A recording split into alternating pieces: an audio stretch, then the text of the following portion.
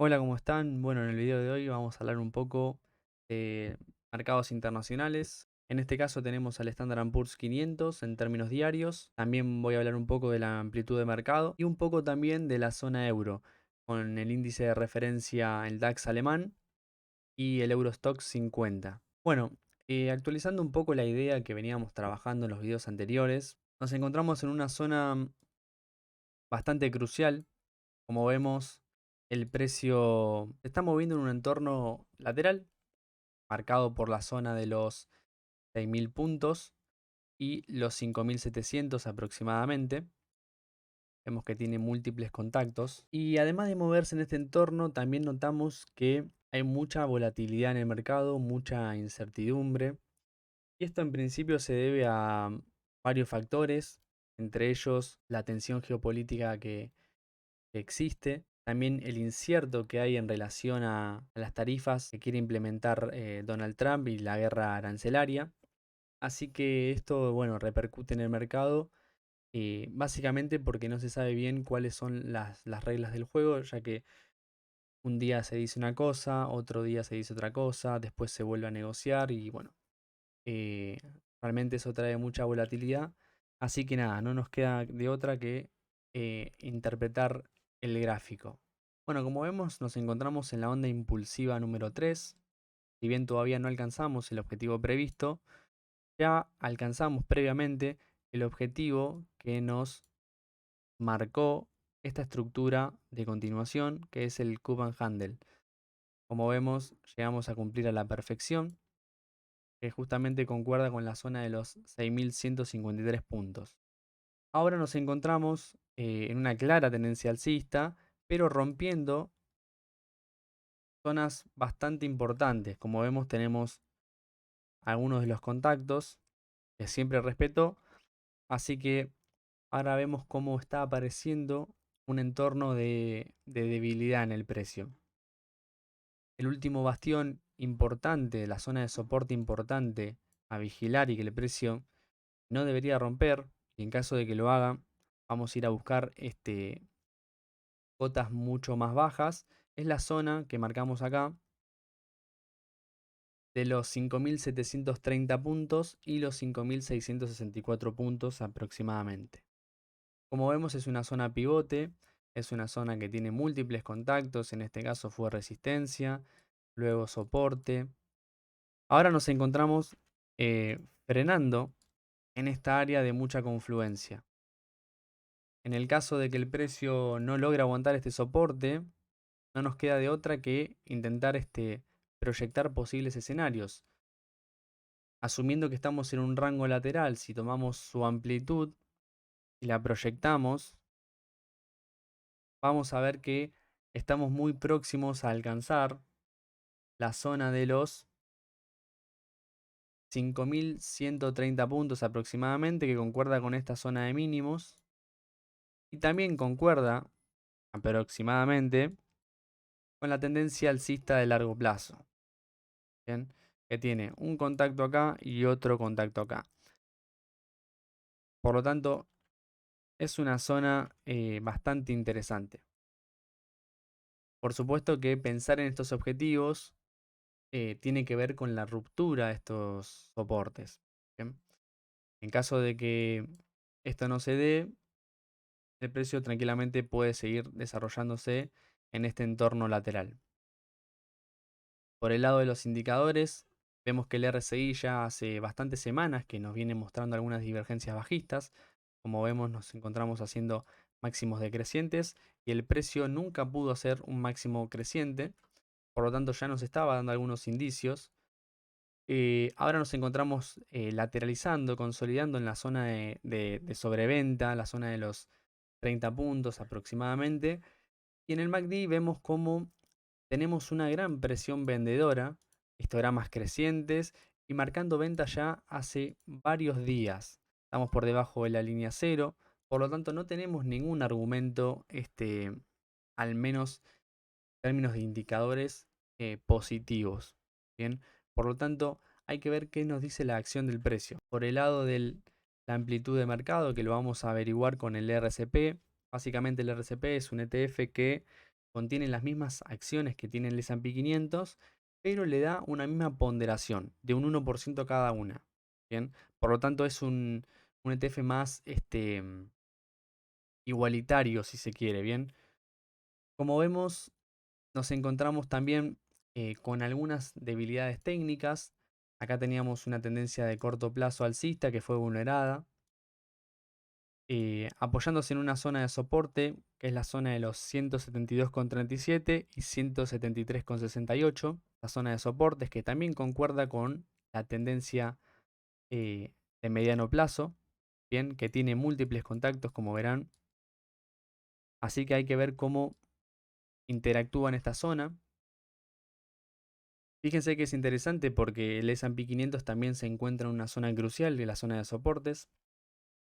Así que hay que mirarlo bastante atento para ver cómo define el precio, ¿bien? Para qué lado al final va a tender a empujar. Si el precio sigue generando nuevos mínimos, tenemos que plantearnos posibles zonas de precios donde puede haber una posible reacción. En este caso tenemos la zona de los $168, pero si nosotros trazamos una extensión de Fibonacci teniendo en cuenta todo este impulso alcista, nos encontramos que una gran zona donde el precio pueda llegar a encontrar un apoyo y pueda efectuar una especie de consolidación es esta zona de acá, que concuerda con el 38% y 50% de retroceso de Fibonacci de este impulso alcista. Siguiendo un poco ahora con la zona europea, vamos al DAX. Bueno, en el DAX realmente lo que vemos es cómo se está desacoplando un poco, ¿no?, con lo que está pasando en el mercado norteamericano, porque nos encontramos haciendo máximos históricos. En cambio, el S&P 500 se encuentra batallando por perder o no la zona de soporte. Estamos descorrelacionados en este caso. Si bien es cierto que la tendencia es claramente alcista, vamos a ver que también estamos en una zona crítica, porque estamos en la zona de los techos del canal. Fíjense que cada vez que alcanza estas cotas, el precio luego reacciona a la baja. Ahora no lo estamos viendo, pero estamos en una zona bastante crítica. Además también nos encontramos con que logramos superar y alcanzar objetivos de precios establecidos que básicamente concuerdan con esta zona de lateralidad. Bien, si nosotros tomamos los máximos y los mínimos y lo proyectamos, nos da una zona de puntos de los 22.710 aproximadamente. Y como verán, el precio en la última semana logró no solo alcanzarlo, sino también superarlo, cosa que es muy interesante. Ahora, ¿qué planteo yo?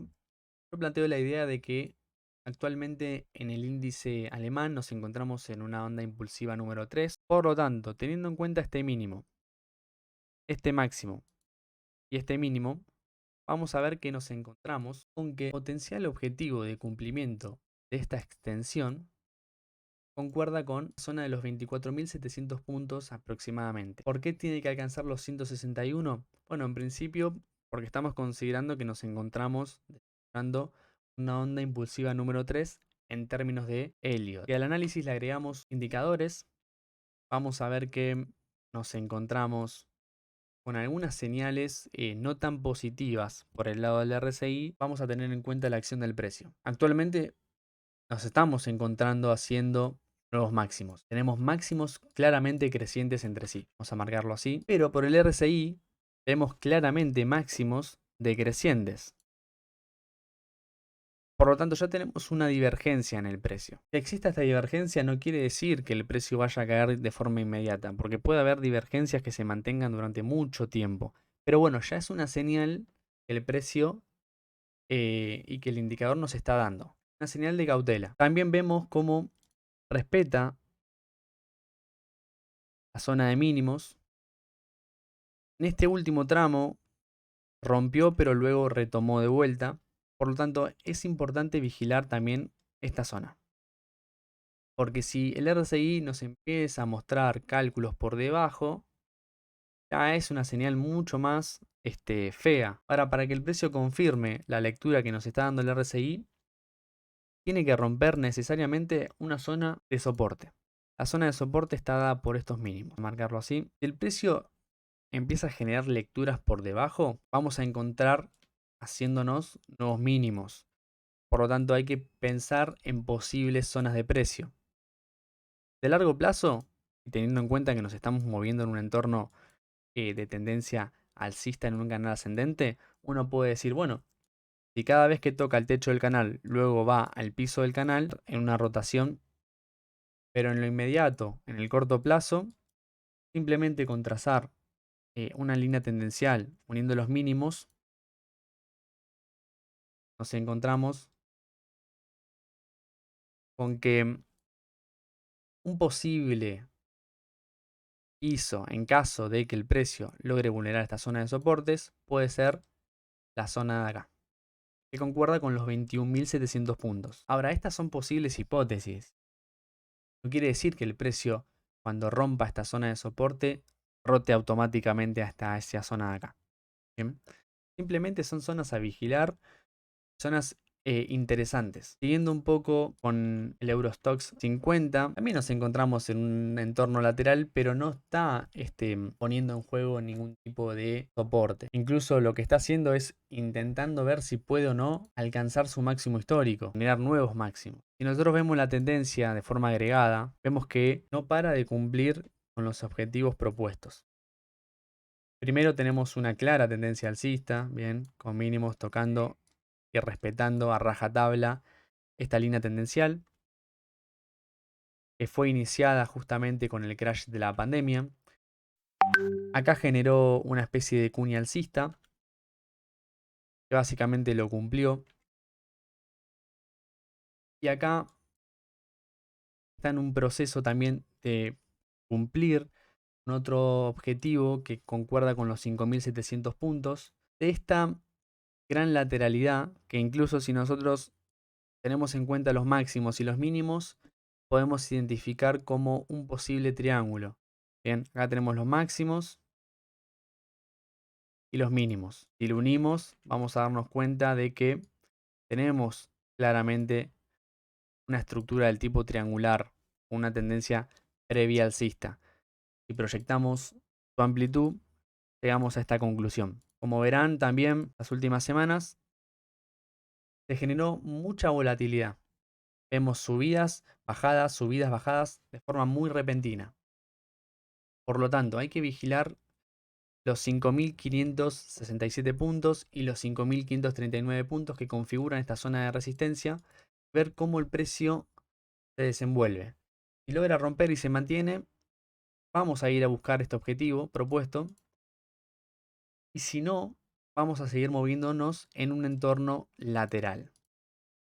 Ahora, ¿cuándo puede llegar a generar peligro?